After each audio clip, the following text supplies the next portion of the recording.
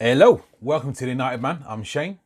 This is a transfer update on Bruno Fernandes and Aaron Wan Bissaka, our next most likely Manchester United transfers in. If you're new to the channel, don't forget to subscribe so you can keep up to date with everything Manchester United. Okay, let's go.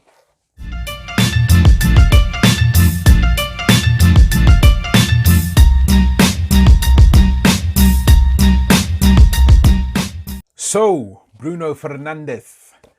This is the guy that I believe can really kickstart Manchester United's rebuild. Now, it's been said that Man United are insisting on this transfer. Okay.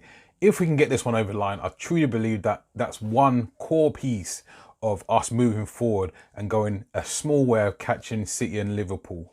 Now, it's been reported on Sports Witness that Manchester United are front runners, that they also have put down a bid that is more than acceptable for Sporting Lisbon.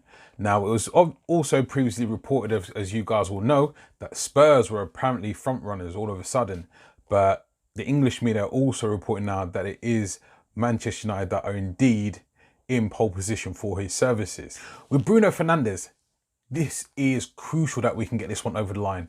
If Man United have been scouting him all this time and we've been interested all this time and we've wanted him all this time, why have we not sorted out a deal by now?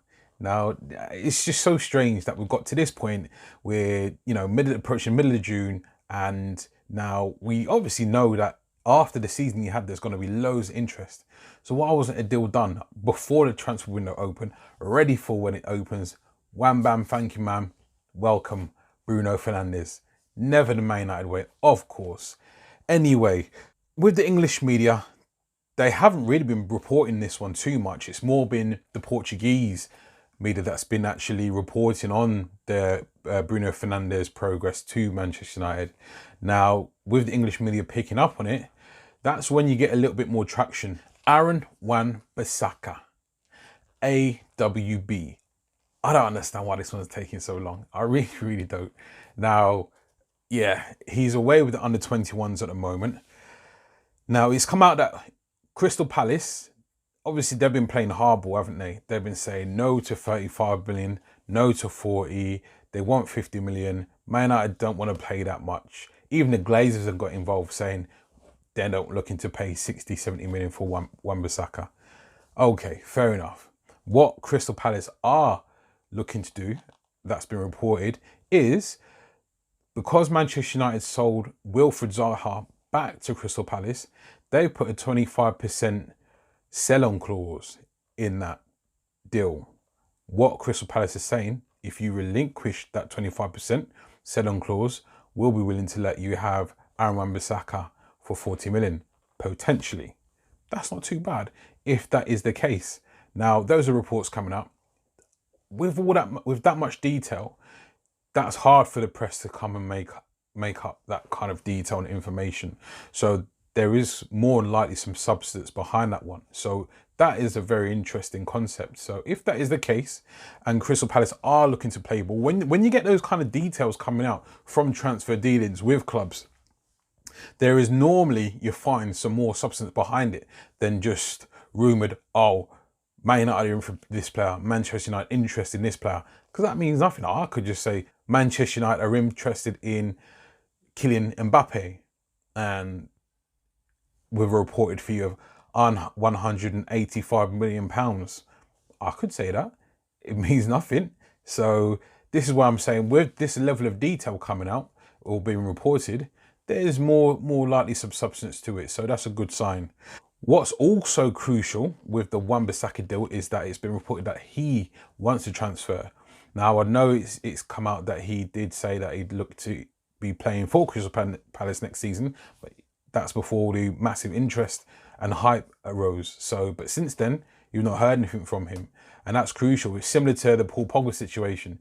If a player wants to stay, and there's that much hype, that much uproar about someone leaving or going somewhere, then it's so easy for a player these days to go on even just their social media, even if they're not going through a media source, they could just go in there and say, I'm not going anywhere, I'm staying with this team.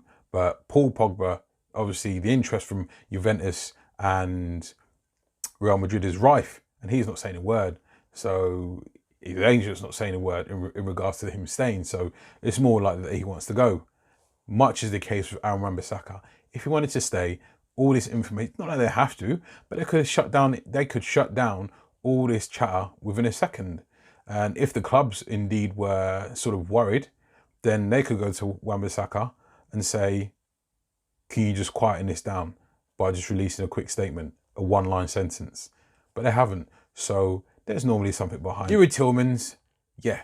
So we've been linked with him before, but it's kind of picked up some steam now where it's been reported that Tillmans wants to look at and is also flattered by some of the big clubs' interest.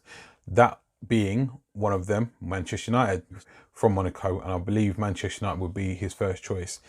As an outsider looking in, or a player looking in, I'd see this Manchester up and I'd be like, yeah, man, I'm getting in that starting line all day. Which is why I think where it come down to Matthias de Ligt, he was slightly interested in, being the leader of this rebuild and being able to play week in, week out without fail. Harry Maguire, now that one, I think that's linked to what we do in the initial with, obviously, Koulibaly deal's gone quiet, the Ligt deal has gone quiet. Now, I know there's been whispers about Ruben Dias from Benfica as well, but realistically, Harry Maguire is a very doable deal. But the prices that's been bandied about of £80 million, I don't believe that Manchester United will be putting that kind of money down for a centre-back. That isn't world class. That isn't your Virgil van Dijk, say. So yeah, I don't think that's going to be the price. If Man United did do a deal with Leicester, I don't think that's going to be the price that they hit it right for. Right, that was just a quick update, guys. Like I said before, subscribe if you're new, if you haven't already. If you'd like to keep up with everything Manchester United and all the news, all the latest updates. Guys, take care. I'll see you next time.